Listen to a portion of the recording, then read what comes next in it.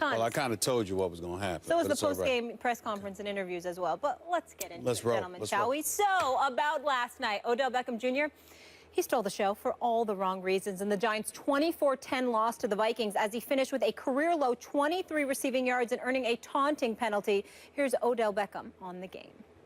Oh, there's never any explanation. It's just my fault. That's all I look at it as. It's my fault. There's whatever you want to call it. I just have to understand.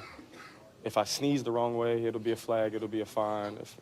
If I tie my shoe the wrong way, it might be a fine or a flag. It is what it is. You have to understand that. As tough as it is to understand that for a 23-year-old who has been blessed with a lot, God has gifted me with an amazing amount of ability, amazing amount of everything, and just it seems like it's all working against you, but what are you going to do? Are you going to back down or are you going to stand up? And I've never been one to back down. So I'm going to stand up. We're going to work to get better. He's got to be aware. People are looking for him, and he's got to play smart, and he just can't afford to do anything. They're going to call him. He's kind of brought that upon himself, so he's got to realize that. Eli with some strong words for Beckham. Max, should OBJ have been tossed? Yes, he should have been. And I say that as a Giants fan. He should have been tossed. But before I even get to that, I want to address Odell Beckham directly. What is it? I want to address him directly. Odell, are you kidding me? You should have been thrown out on the Odell Beckham rule. I mean, I get it. You're frustrated because you're getting roughed up.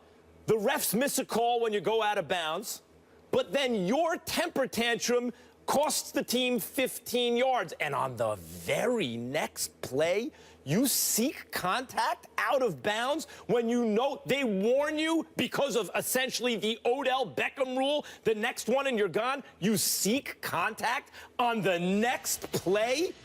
You're playing the Vikings. Didn't play them last year because you missed that game because of what went down with Josh Norman. So they come up with this rule, and you're going to be the guy they had apply it to after they apply it to your teammate the week before in a loss. You have got to be kidding me. Now, guys, I understand that, look, a boxer, for example, gets hit low. The ref's not calling anything. You know what you do if you're a fighter, if you're a prize fighter? You hit the other guy low because you got to take matters into your own hands. But if Odell is thinking that, if he's thinking that's what he had to do there, that's the opposite.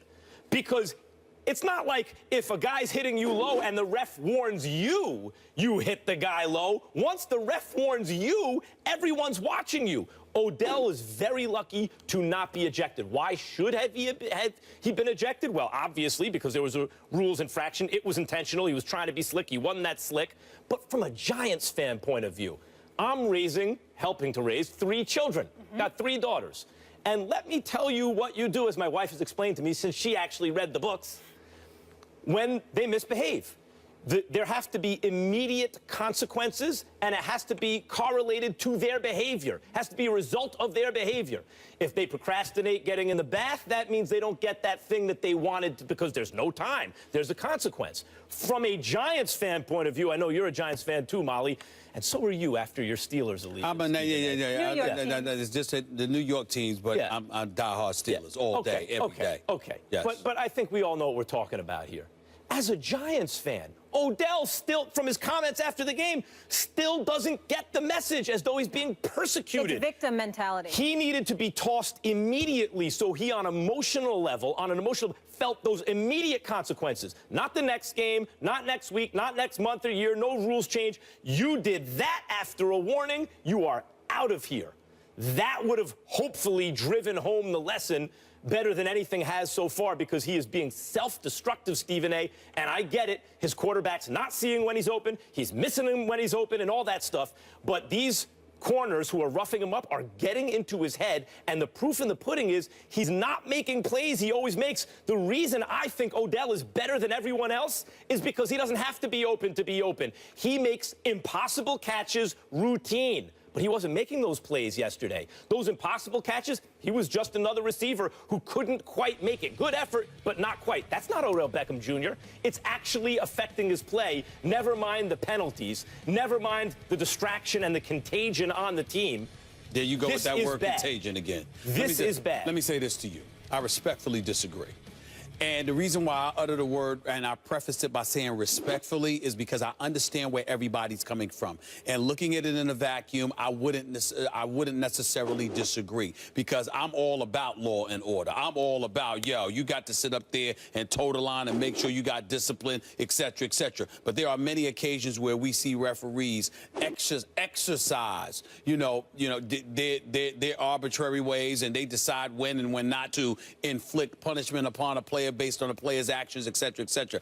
I think you and everybody who thinks like you is missing the boat here when it comes to Odell Beckham Jr. He is not the problem with the New York Giants. They've got a bevy of other issues. And I think that when I heard Eli Manning, who is class personified, who's always conducted himself like class, who's completing 66% of his passes, but has thrown just 4 touchdowns with 4 interceptions this year, I think that speaks to the level of frustration. I think that a guy like Odell Beckham Jr. is about winning.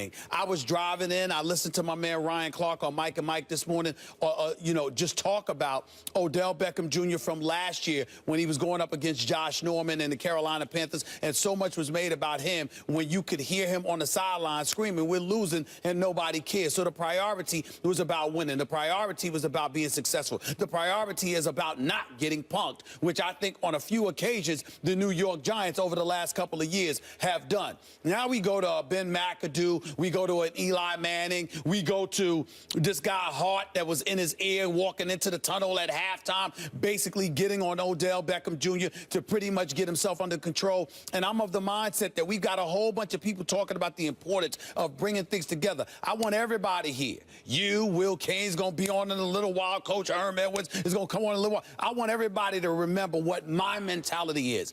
I have always been a staunch adversary against coaches and other players leaning on the actions, even if it's the transgression of a particular player, and saying somehow, some way that has dictated our performance, that has dictated our behavior. When it does that, no excuse, no mercy, bring the hammer down. But when that is not the case, I think it's easy for everybody to gloss over his selfish and immature act and say that is the cause for our troubles. It's not the cause. It's a result. How he's acting basically is provoked by the kind of things that they're not doing. Guys need to do their jobs. Sure, you don't need Odell Beckham Jr. causing the quarterback trouble. Sure, you don't need him getting penalized and accruing penalties. We get all of that. That's obvious. But the flip side to it is that you have a guy who is a stud and a superstar, somebody you believe, Max, to be the best receiver in all of football. Xavier Rhodes comes out there, holds this dude to 3 receptions for 23 yards, puts him on lock and key, career low. Sure, it's getting to him. But you know what else probably was getting to him? How he was open, wasn't getting the football, how there was missed opportunities. Now, these are the kind of things that happen every single week. That's a straw man, I think, because I don't think anyone's saying that the Giants are bad right now, or they lost a couple games. We knew they were going to lose to Minnesota. Right. They probably weren't going to go 3-0. 2-2 is more or less where we expect them at this point. Sure. I don't think they're in that bad shape, to tell you the truth. Sure. But no one's saying that I know, look, Odell is the problem on the Giants. The issue is he needs to be a huge part of the solution because he's their best player. He's not the quarterback, but he's the best player on the team. Far be it for me for, just tickling my memory just a touch, Max, but I recall you when Odell Beckham Jr. was on the field against Washington, and you were going off about how Eli Manning needed to get him the ball because he was in their face, and he was like, I'm open. All I'm saying to you is... This is different. No one was open yesterday. The Minnesota defense was excellent. Well, no. Receivers were not open. Time out. You might say that based on the television camera angles. I may say the same thing. Odell Beckham Jr. clearly begs to differ. And if he begs to differ, I'm saying if you're Eli Manning or anybody else, you've got to look at it from the perspective. You got to get this stud to football. One of the things, you go to boxing, I'll lean on basketball in this equation. It's just like the big boy that's down low. Now, it's an unwritten understanding in the sport of basketball. If the big boy doesn't get fed, He's going to be hungry. He's going to have attitude. Not gonna play and defense. he's not going to be what you need him to be. So what you do is, even if it's at the beginning of the game, you go down court, you feed the beast. Why? The problem because you is, need him active. The problem you need that. If you really want to get in the X's and O's, the Giants are missing Shane Vereen and Rashad Jennings. Right. And Perkins was good running the ball, but not so good in terms of protection. And as a result, because of that Minnesota defense, they gave Eli Manning almost no time to throw the ball, even when they didn't bring extra guys. So no one was open. That absolves Eli. But hold it. It absolves Eli, but it doesn't absolve the coaching.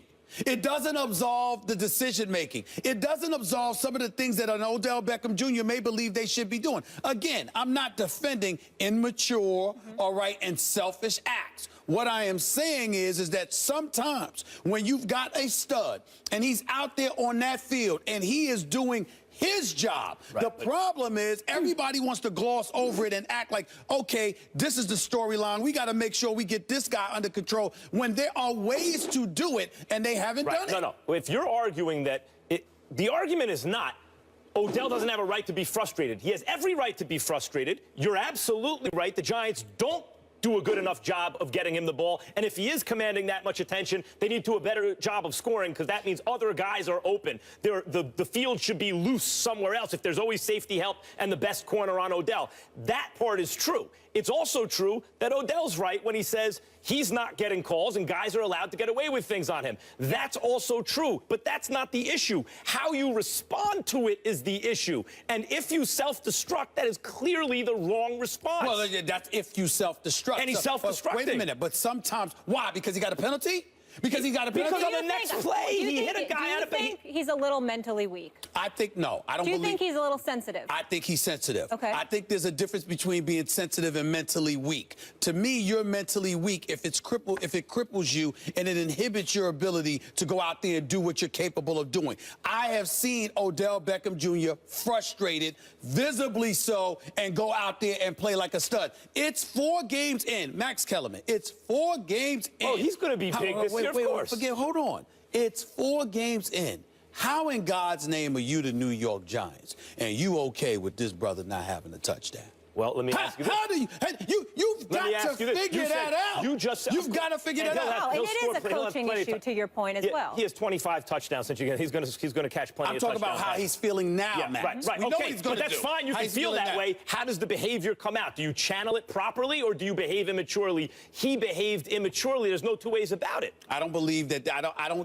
There's no doubt that he's been immature. But I think sometimes that immaturity can be a spark plug for the people around you because they don't want to deal with it and they're going to do what they're supposed to do. And that's what you're missing here. Did it affect his play? I believe it absolutely did. Okay. You could see him not make plays. Right. Would they have been sensational plays? Yes, he always makes them. Right. He wasn't making them when the ball was coming his way after the incident. I'm not defending immaturity and selfishness. What I'm saying is sometimes it takes you being rebellious and acting out for other people to sit up there and say, damn, I don't want to deal with this guy. Let me take care of him so we can move forward. Sometimes that's necessary. I appreciate your optimism. Sometimes, yes. Yeah.